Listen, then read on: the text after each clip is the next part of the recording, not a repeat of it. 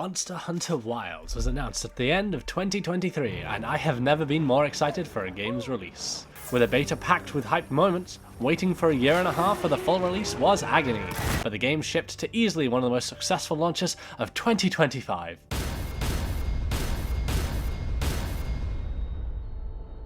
It's safe to say that poor visuals and a run quality designed for a toaster made for a terrible PC experience. But I am an Xbox player, and while the game isn't perfect on that platform either, I truly believe Monster Hunter Wilds is a gem in an incredible franchise. And as a result, I'd love for you to join me and my friends as we fight through the Forbidden Lands. Welcome to the Monster Hunter Wilds Abridged walkthrough.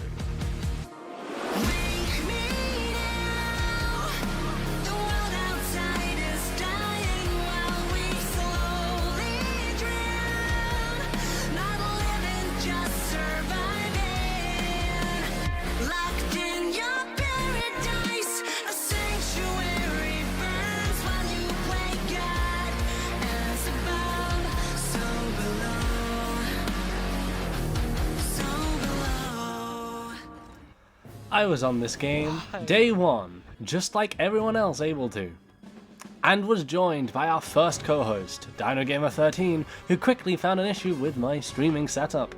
Can you say something nice and really loudly so I can make sure that the stream's picking up you? According to stream, I'm talking to myself. This would be a problem for a little while, but I already made the intro, so... Ah yes, the Forbidden Lands. We begin on a sand ship sailing across the dunes. Every story needs a main character, and look! Here's ours. Wait, I might actually do it this time. Oh, you can't see the keyboard! The goal is simple. We're here because of the boy. Nota is trying to find the village he escaped from when... We'll get to that later. Our job is simply to make it to the forward base, and... Is that an unattended child? This is the introduction to one of the game's new mechanics. Your all-terrain companion / vehicle, the Sacred. And despite the hype, they don't let you customize it until... 3 hours in? The controls on the bird are pretty simple. You hold run, and you click auto move. For fun, you can also glide from high heights, but that's not actually faster than just running. That said, the Sacred also provides quest items, can collect you in a pinch, and most importantly, lets you carry a second weapon. But before we can even touch a first weapon, we have to rescue the child. I'll get to you. And she's dead.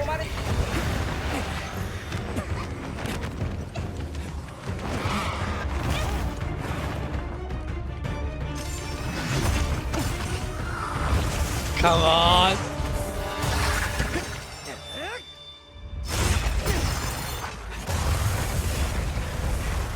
Oh. From there, it's now your time to get into the world of monster hunting. This game has 14 weapons and they've all had updates. Some of them are better. Some are worse. Where are my counters? I'm not the biggest fan of the charge blade here, but... I gave as many of them as try as possible and can honestly say that they're all really good.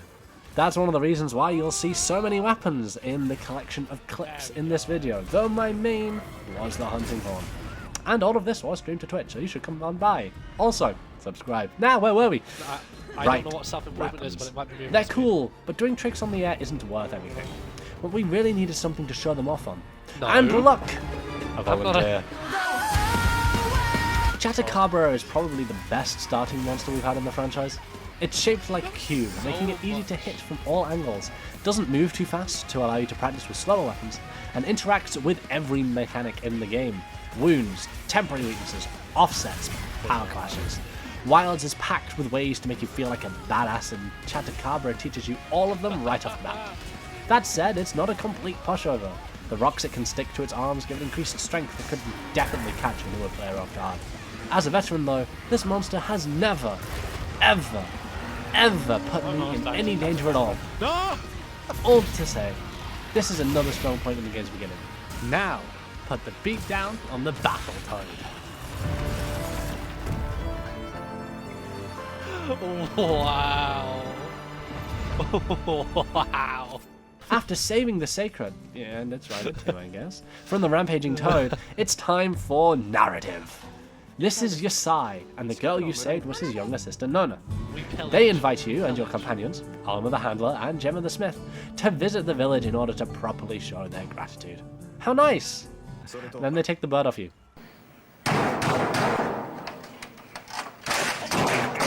It's fine, I guess, whatever. It was their bird, but then I guess the Doshagama chilling by their village is fine too, then.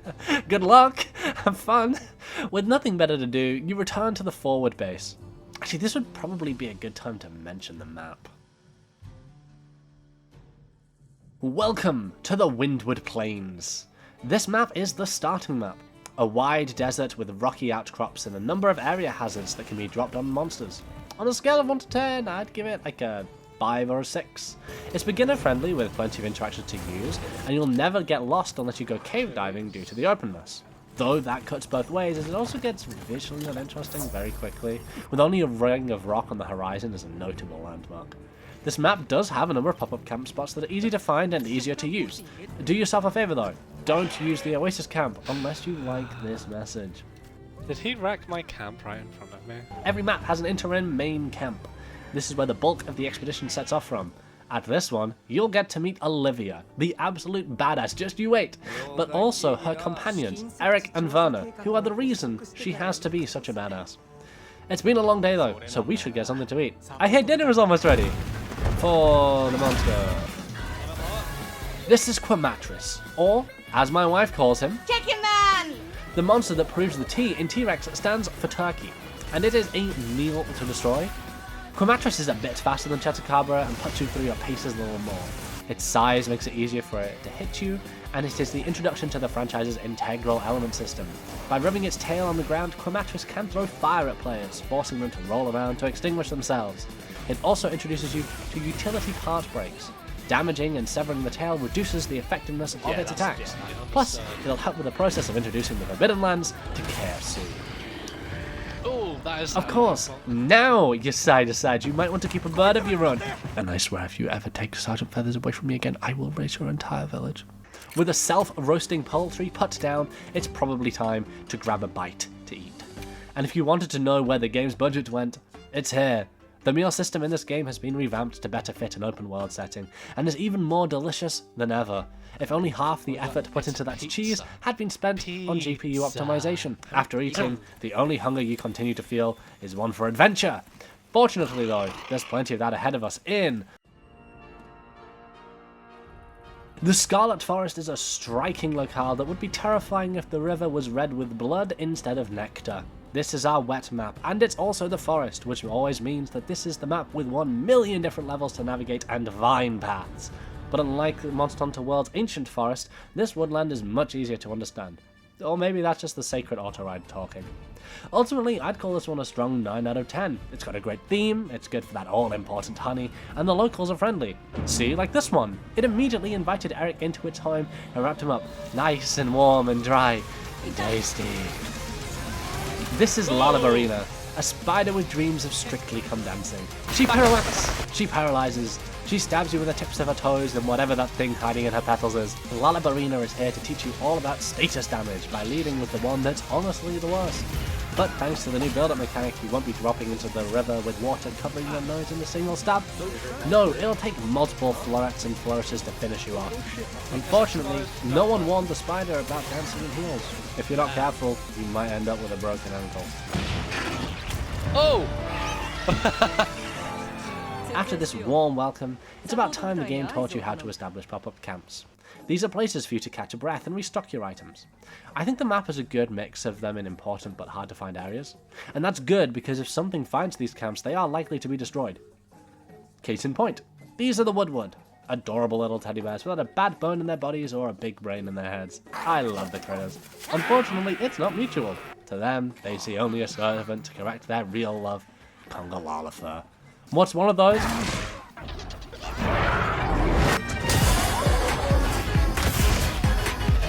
Honestly, I remember this thing being a joke fight.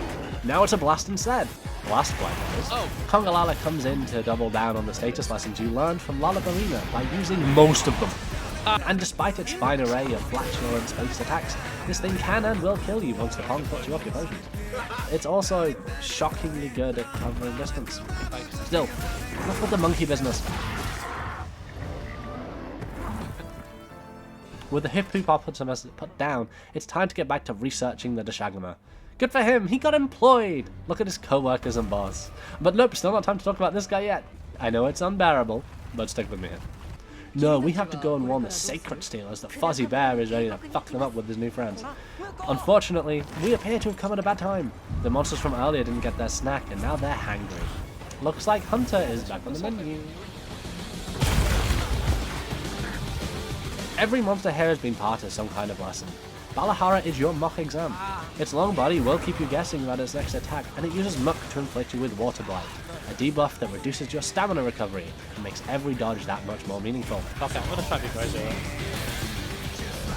Never mind, we can't be crazy with this. It also has a temporary vulnerability when it spits a stream of mud, conditioning for every other monster who also has a weak head after they spit.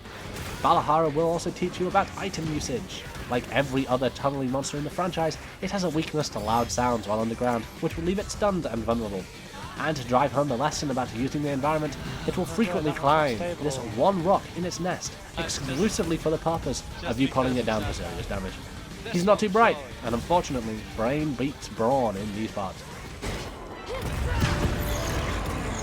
Alright, test's done. You're ready for finals, hooray! Now then, whoever could that be? Oh.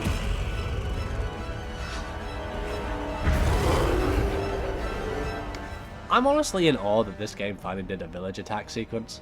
Seeing this in the early trailers made me very excited for the narrative. And this is an intense sequence. Should we finally talk about the Deshagama? Oh! This is your last test, your graduation from fledgling hunter. The Deshagama is here to teach you about the pack mechanic, but 3 things use it and none of them well, so it's really here to be a tank. This thing feels bulky and hits unreasonably hard. That's the wrong! Combine that with the raging sandstorm, the use of turf wars and environmental mechanics to split the herd up, and this truly feels like a set piece of a fight in a way that many monsters have never managed to. Truly, a spectacle to behold and participate in, assuming you don't die. This is important for a narrative, because if that didn't happen here, I'd be the first to die immediately after. In that regard, Deshagama hits harder than it has any right to, physically and narratively. This quest is a crowning achievement for Capcom's storytelling, and I hope they build on it from here. So when you finally beat the bear, and he's mountain lion on the ground, you're allowed to feel a sense of satisfaction as the sandstorm settles. The season of plenty is here. How about you take a moment to rest? You've earned it. As for me, I think we'll leave it here. Thanks for watching.